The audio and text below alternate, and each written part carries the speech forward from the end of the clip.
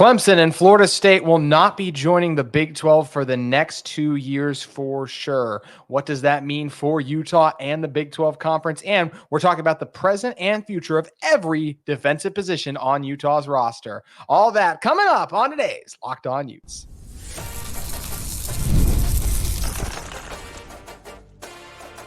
You are Locked On Utes, your daily podcast on the Utah Utes. Part of the Locked On Podcast Network, your team every day.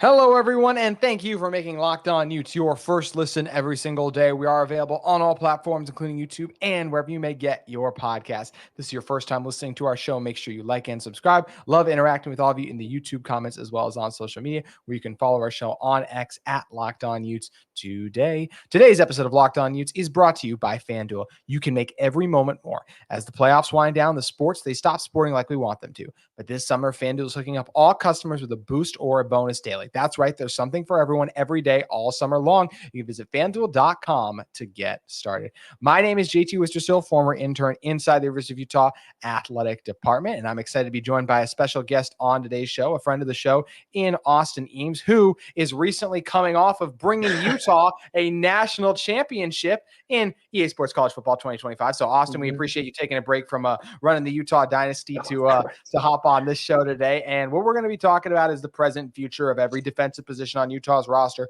Broke down the state of the offense earlier. But before we do that, I have to talk about the latest in expansion, something that's all the rage in college sports these days. And Pete Thamel had a report on it. And Pete Thamel, Ross Dellinger, these are the guys that when they put something out there, I put a lot of stock into because they're the guys who seem to break most of the news in college football today. So here's what Thamel said from his X accounts. Have been told by multiple sources that there's no expectation for Florida State or Clemson to notify the ACC they intend to leave by August 15th, the deadline to depart after the upcoming year. That's the deadline to declare intentions to exit for the 25-26. They are both in their ongoing legal battles regarding the ACC grant of rights in their future, but there is not expected to be immediate movement right now. And that's something that doesn't surprise me because this does take time. There's still a lot being sorted out because they're locked into that grant of rights deal. So there seems to, and legal matters, we know how long those can take. So they're still trying to sort and figure all that out. I'm not surprised that we're not going to see them by 25-26 at the earliest. And I've said before, I think it'd be great to add Florida State and Clemson, but I don't think not having them in the conference for the next 2 years just automatically sinks the Big 12, especially the 25-26 year. That's a year where Utah is going to be retooling a lot. Just when you have so many new guys starting that Utah will obviously not be favored to win the conference next year. So the fact that they will definitely not have to worry about playing a Clemson or a Florida State, at least in the, for sure, the next coming season, that's a good thing in a lot of ways. Austin? Yeah, I totally agree. And with expansion talk happening, it seems like left, right, and center, there's so many conflicting headlines. It's hard to know what to believe. But I agree with you. As cool as it would be for Clemson and FSU to join the Big 12, I don't think it's going to happen anytime soon. And I'm fine with that. I think the 16-team Big 12 that we have currently is going to be great for Utah.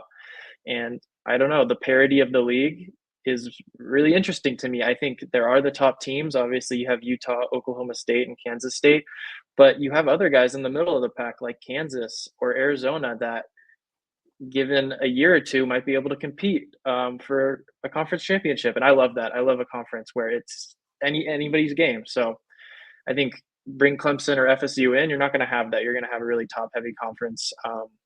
Obviously, I want Utah to win first and foremost, but I think they will have a good chance to do that in the coming year or two. I really like their chances this year, and I think most people do.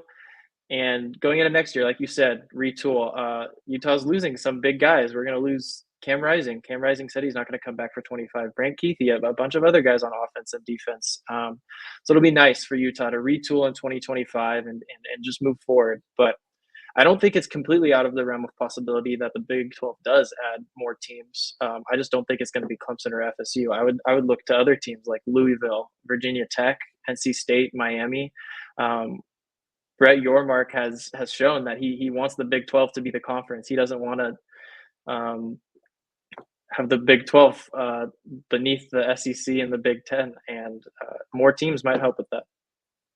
Put a pin in the Clemson and Florida State thing. I agree. It's going to be incredibly hard for the Big 12 to get them in general. I think they'll try to, but I just, even though the SEC and the Big Ten are like, oh, we're fine for now. We'll see when Clemson and Florida State become available, because those are big brands and they add a lot of value. So I'm still very curious to see how all of that shakes out. But yeah, it's not like the Big 12 needs these schools right now. They will be a nice step up if and when they are added, but it's still, the if is the massive question mark about this whole thing. You raise an interesting point about expansion. Of all of the teams that you listed there, I don't think you mentioned North Carolina, which I find incredibly intriguing because of basketball. Miami really excites me because it's a big brand and a powerhouse. The other ones for me as much do not move the needle. I think Louisville's a very good program, but I just don't. So like I could be talked into Louisville.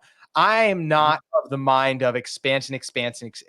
I just already think we got 16 teams vying for 2 spots in a conference championship. A lot of ways that already feels like too much. I mean, you look at every other league that has, like, you know, in football, we have the AFC and the NFC. Like, it's just, there's a and this is where maybe I would just redo the postseason. Like, maybe more teams could get into the postseason for conference champions before we get to the, like, maybe the top 4 go on to play in a mini, like, Pac-12 football tournament, something like that, where you do like a version of the 4-team playoff. But I don't know. I'm just not a fan of just expanding for the sake of expanding when it's equal brands. Clemson, Florida State, Miami, those are the brands that excite me to add. And I've talked about this before with Washington State and Oregon State. I feel bad they were left behind, but I don't think bringing them into the current Big 12, I'd be happy for them. I don't know if it moves the needle for me as a Utah fan right now. Yeah, I agree, JT. And at the core of it, I love the Power 5 and I love the Power 4, and I just don't want to see things become a Power 2. I want the Big 12 to last as long as it can. I want it to be healthy. If that's with 16 teams, fine. If that's with 12 teams, fine. If that's with 20 teams, fine. However it looks, I want to keep the Big 12 healthy. I want good competition in every sport, and I want Utah to win it every year.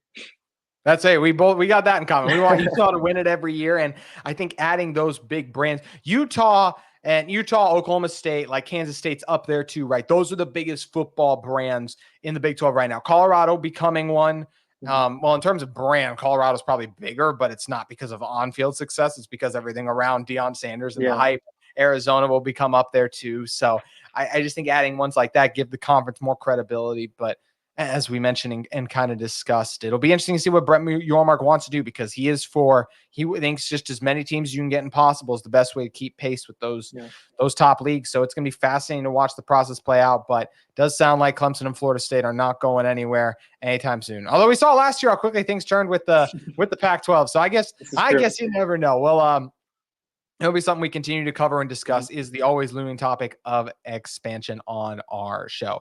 But now I want to talk about the present and future of the Utah defense, because, you know, every time Utah misses out on a recruit, we all get, oh, it sucks, this recruiting class, that. I actually think that the present future of the defense, I feel really good about it. We're going to talk about why that is in one moment. First, we have to talk about our great friends at FanDuel. I love sports. I love them so much. I never want them to stop. But as the playoffs wind down, we just get fewer games in the sports. They're not sporting like I want them to. But FanDuel lets me keep the sports going whenever I want. All I have to do is open the app and dream up bets anytime I'm in the mood. And this summer, FanDuel is hooking up all customers with a boost or a bonus daily. That's right. There's something for everyone every day all summer long. So you can head over to FanDuel.com and start making the most out of your summer.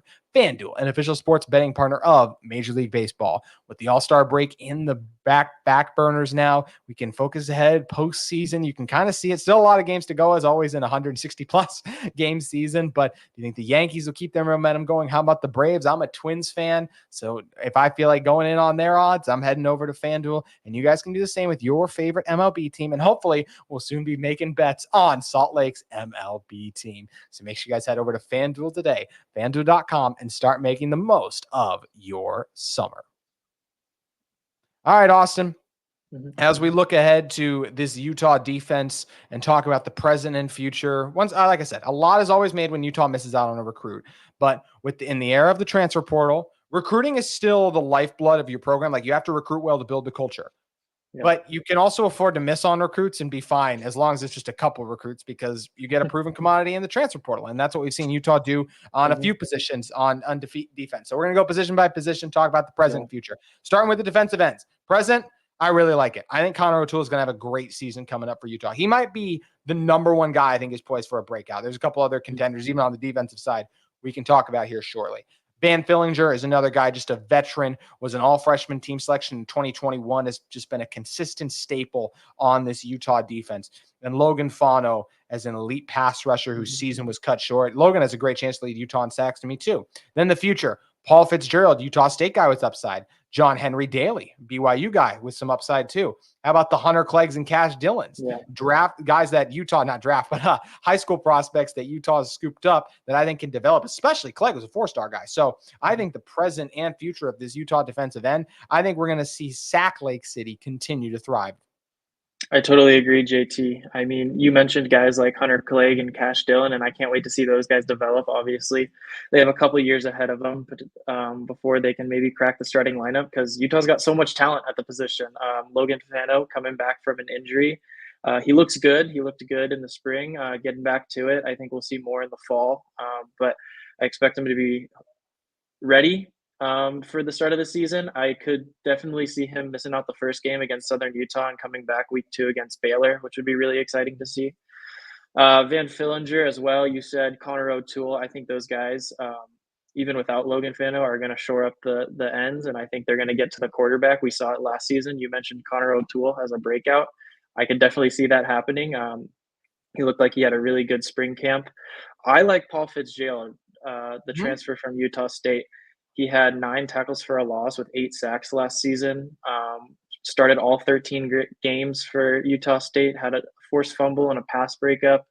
And he's only a sophomore, so I think he's going to be a guy that maybe cracks the lineup this year, gets some meaningful snaps, but definitely next year I could see Paul Fitzgerald really breaking out. Yeah, I think he's a guy too. We might have to wait a year because of the veterans in front of him, but expect big things ahead. Then next position, this might be Utah's deepest position on their entire roster. The defensive tackles it's unbelievable how loaded they are. Junior Tafuna is one of the, in my opinion, 100 best players in college football for what an elite run defensive tackle that he is. The reason Utah's run defense is because of the overall group and what they can do. But if I had to say who was the heart of that run defense, I would say Junior Tafuna's ability to consistently eat up double team and free up those elite linebackers, who we'll talk about in a moment, to make exceptional tackles in the open field. But Tafuna's not the only one. How about Keanu Tanuvasa? Probably the surprise on this team from last year. I just don't remember hearing anything about him. And obviously with the year 2022 season that Samote Pepa had, I thought he was going to be the logical starter next to Tafuna. And it did seem like Pepa battled some injuries last year, so I'm expecting a bounce back year from him. David Fotu was really good earlier in the season. Also, you get Aliki Vaimahi is another just monster on this Utah defensive line. So you get the present with that. Guys like Tanuvasa and Pepa have plenty of eligibility left. There's not a ton of Utah defensive tackle recruits that I'm like, oh, this guy in like 2 years will be awesome. But with how many guys they currently have that are absolute beasts, I have no doubt that Utah is going to continue to find and develop. It just feels like I don't remember a time ever, Austin, where I'm like, you know what's not good? The Utah running defense. Like this group, Lewis Powell does a great job with this group up front. I mean, you hit the nail on the head. You were talking earlier about how I was making Utah into a dynasty on College Football 2025. And I mean, defensive line, even in a video game, and I think in real life, is one position group that you just don't have to worry about with Utah. I mean, the team is so good at finding talent and developing talent at the position. Obviously, you mentioned Junior Tafuna. He's phenomenal. I think he's the heart and soul of this defensive group, the entire defense for that matter. Keanu Tanuvasa is also going to be great. Like you said, breakout last year. He's still so young, and I can't wait to see him develop, play another season at least with Utah. Aliki Vaimahi, I think, is also going to be really good. He played 230 snaps last year and got a lot of praise from coaches in the offseason. So I can't wait to see him fill in at depth. You mentioned Samonte Pepa. He's also going to provide depth. So Utah's really deep at this position. Obviously, Tafuna and Tanuvasa are going to lead the group, but I think, God forbid, an injury happens or something else happens, I think Utah's going to be just fine and has a ton of depth on the interior. They do have a ton of depth. This defensive line's elite. I don't know if I'd say the linebacker room has a ton of depth anymore after the unfortunate Leavani Damuni season-ending injury back in the spring, Hmm. but the top two of Lander Barton and Karene Reed is among the best, I think, in the country. And I know that, Oklahoma State is an intimidating linebacker duo of their own, but I think Lander Barton is a guy that a lot of us expect to declare for the draft after this season. We expect him to have a monster season. He's more than lived up to the hype since coming up to Utah. He had the injury right as he was playing some of his best football against USC. I just think Barton's a monster around the line of scrimmage as a blitzer and what he can do in coverage as well. And Reed is the veteran, the guy who was the understudy for Devin Lloyd and Nephi Sewell on the 2021 team, who's grown into a leader. I still remember the pick against UCLA last season, just the veteran instincts paying off there. That's the present. Future, I think Sione Fotu is a guy we saw grow over the course of the season, and I feel better about him over spring. I thought he also grew and developed there. So he's kind of that third guy, which I like having three linebackers. After that, we haven't seen a lot of these guys, right? Like Kanaya Lopes is a guy that I think eventually could maybe be someone. Hunter Andrews I like, but he's just a true freshman too. So a lot up in the air with like who the other linebackers are going to be, but Reed and Barton will play most of the game, and Sione Fotu being the other guy who rotates in at times after getting some kind of adjustments last year. This might be the group where it helps like the future. This is a name I should have mentioned. The future, Kristen Thatcher is going to be a guy next year. I think we'll have a chance to play right away. Cyphers Polu. Those are the guys like current linebackers on the roster for the present, the backups. I don't love them, but even just as soon as next year, I could see Thatcher and Polu both being the team's starting linebackers, and I'd feel really good about them because I think they're exceptional players. Yeah, you said it. I mean, Utah's in great hands with Barton and Reed. Reed's been a starter for the team for 3 seasons, obviously the understudy to Devin Lloyd, like you said. And he's been one of Utah's best players for all those 3 seasons where he started games. He started 14 games in 2022, started 11 last year, had a ton of tackles, a bunch of pass breakups, and like you mentioned, that interception versus Dante Moore, that was just an electrifying moment. I remember being in the stadium, but I love the group with those two guys. Obviously, in a 3-man set, you can get Fotu in there. He played 100 snaps last year and also was praised as a potential breakout candidate by coaches this spring. I love getting to see him get in there. He looks like a guy that plays with a lot of energy and really electrifies the group. So between those 3 guys, I think Utah's in great hands for this season. Obviously, you mentioned looking into the future. Hunter Andrews is a guy that is really exciting to me. I can't wait to see him develop with the team, learn under somebody like Lander Barton and Karene Reed. You mentioned another name in the 2025 class, Christian Thatcher. That's one I'm really excited about. Obviously, we'll have to wait a year for him to join the team, but who knows if he could start as a true freshman? We'll see. But no matter what, I think Utah's doing good for this group as well. I think there's a reason that they were ranked by, who was it? They were ranked by Phil Steele as the number 3 defense in the nation. And I think we're talking about these defensive groups, and we'll get to cornerbacks, we'll get to safeties, and I think it'll be the same thing. But I think there's a reason we're talking about these groups, and we're talking about the depth, and we're being shocked by the depth and how good the team is. And I mean, Utah is expected to have one of the best defenses in the country, and I think that's what we're going to see. They are, and I think they have a great chance in large part because of this front seven that was a top 5 running defense from a season ago. But it's a Sharice Shaw and Morgan Scalley led secondary. So we're going to have positive thoughts about them in one moment. But first, just want to say thank you again for making Locked On Utes your first listen of the day. We appreciate all of you everydayers who do tune in so frequently. If you guys are looking for a second listen of the day, Locked On College Football has the media day covered. How about Locked On Big 12? Drake is always talking about the latest in conference realignment. So much going on, but we thank you again for making Locked On Utes your first listen every day, part of the Locked On Podcast Network. Now let's talk about the state of the secondary, starting with the cornerbacks first. Present, I love that Zemiah Vaughn's back on this Utah team, a veteran corner who's been a part of so much success for this team. I think he was on the team in 2021, and then I think played a decent amount too. But 22 was obviously even more of a starter, a guy, and then last year had a really good season. But it was like, you know what, I'm going to come back, and I think that was a great decision by him. I think he's going to become a top 3 NFL draft, a top 3 round NFL draft pick this year. Keenan Johnson coming over from Georgia Tech is a great get for this team. Is another veteran that can kind of be that Miles Battle fill-in. And I think there's reason to expect Johnson can be even better than what Battle ended up being able to provide. How about when you're talking about the present and future? How about Bull Smith Snowden, 4-star corner? Loved what I saw from him in the bowl game. I think he's going to be an absolute monster this fall. And the future, this Utah secondary, I love it. Cameron Calhoun, 4-star corner from Michigan, who transfers in. I think he's going to wait this year and then play next year. CJ Blocker, still haven't been able to see any of him because of the veterans ahead of him. He's another guy I'm excited for the future. Elijah Davis, Sammy Hunter, and a lot more recruits. This secondary group, and we'll talk about the safeties more in a moment, but the cornerback room is absolutely stacked, and it's no surprise because Sharif Shaw is one of the best cornerback coaches in college football. Yeah, Vaughn had a great 2023, and I heard coaches saying that he's playing with more confidence this year, which gets me excited. I think he's going to be the leader of the group this year. Like you said, Keenan Johnson behind him. I think that was a great transfer portal addition, bringing Keenan Johnson in from Georgia Tech. I think he's going to slot in at the number 2 spot, and I think he's going to be a great complement to Vaughn. The number 3 spot, the corner 3, is where I am excited to see who fills in there between Smith Snowden, Cameron Calhoun, Elijah Davis.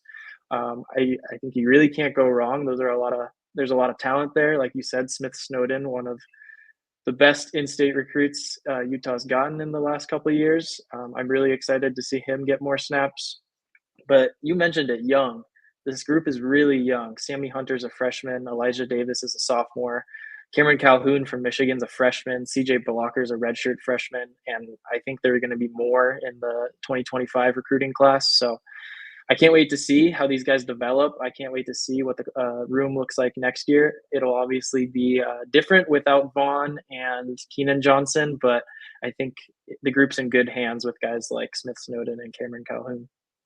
I agree. I'm excited about the future of the defensive backs, and because not just the corners, but I think the safety room is tremendous too. First of all, you want to talk about having multiple quality starters. I feel really good about Teo Johnson, which is funny because we've seen Teo Johnson as a safety not a ton. He played some defensive. He's played some cornerback last year and played some safety. But the way the coaches talk about him, I think he's going to be a special safety this season after kind of dipping his toe in the safety last year. How about Nate Ritchie? We saw him grow and develop and get close to that 2022 form last season. And he looked really good in the bowl game. Oh, yeah, so did Jonathan Hall. I think both those guys I was really impressed with. And then Alakai Gilman is a safety coming over from Stanford who's been a starter for them for a few years. So that's 4 really proven starters. And because of that, a lot of these guys are going to have eligibility left. Like, I don't know how much Jonathan Hall will see this year. I think he's a guy that if Teo Johnson has a good year, that he should stay. I think Nate Ritchie will stay. Teo Johnson's another one who could potentially stay, or he could go. Gilman probably goes after this year, but Maurice Evans, JJ Buchanan, a couple of recent gets by Utah too. This is the same thing. I mean, this is Morgan Scalley's position. The job he's done with the safeties is another part of the reason that he is the head coach in waiting currently. And it feels like this group is going to continue to produce NFL-worthy defensive backs. Yeah. I sound like a broken record. We go through the defensive groups and I'm like, they're talented and they're young and there's depth, but that's because that's how it is. The defensive groups are talented and they do have a lot of depth and they do have a lot of players in waiting that are going to play this season and come back next season and get even better. So I see that in the safety group, especially like you said, Teo Johnson. He's a name that I heard thrown around a ton during the spring. Coaches love him. Analysts love him. He's one of the fastest players on the team is what everybody says.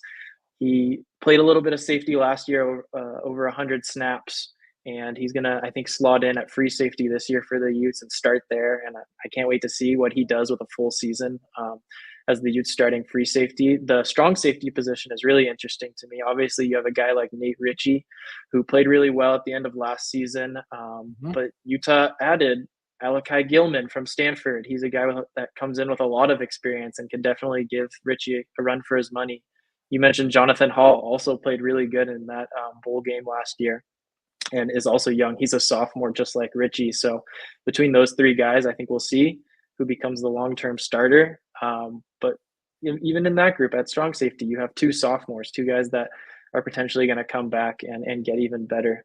A guy I like that you might have mentioned, but is Jelani Davis. I really like Jelani Davis, the modern day recruit from the 2024 class. I think he's a hard hitter. I saw him deliver a really big hit during spring practice. I forget who it was on, but I saw him make that hit and I was just like, wow, this guy, I can't believe he's only a freshman because he's making hits like that already. And Jelani Davis, obviously the group is so deep that he might have to wait a little bit to get his time to shine. But I think you're in good hands when you have a guy like Jelani Davis and waiting. Obviously, Davis Andrews is another name I don't think we mentioned. 2024 Yes. recruit. Uh-huh.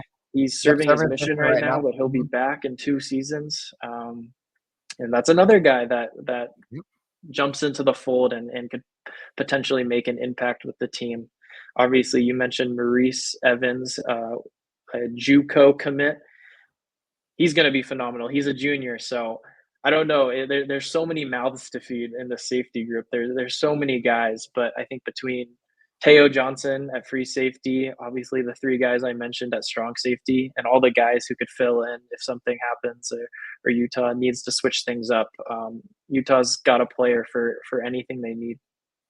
They do. They absolutely do. And this is like you said, we were very positive about all these position groups. I was also very positive about the offense. And some people might saying you're being too overly positive, but here's the truth of it.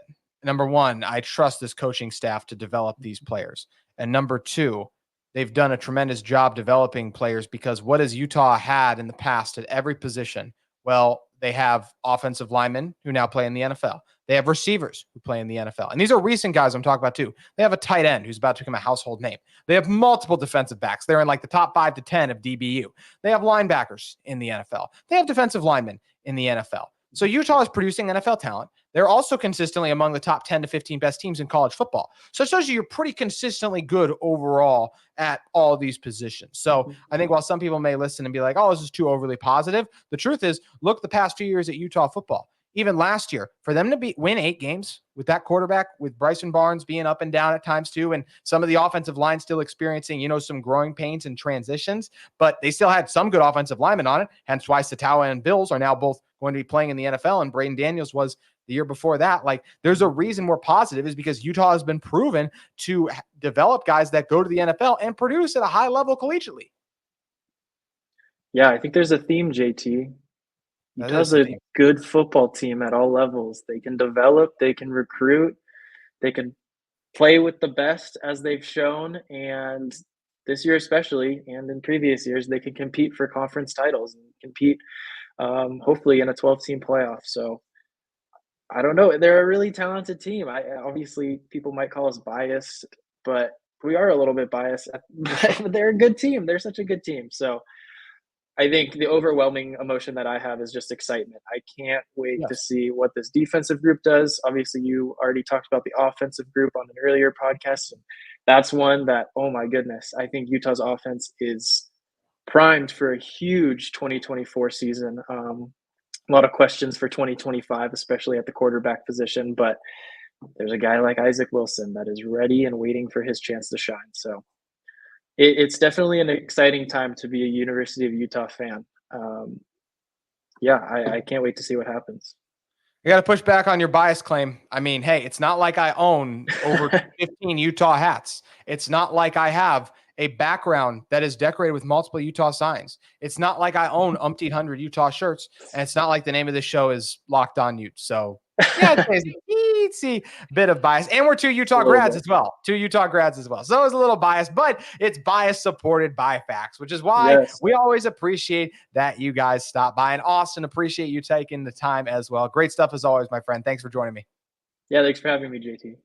That is going to do it for today's edition of Locked On Utes. We'll be back with you tomorrow talking all things Utah football as we gear up for fall camp. Football is almost back.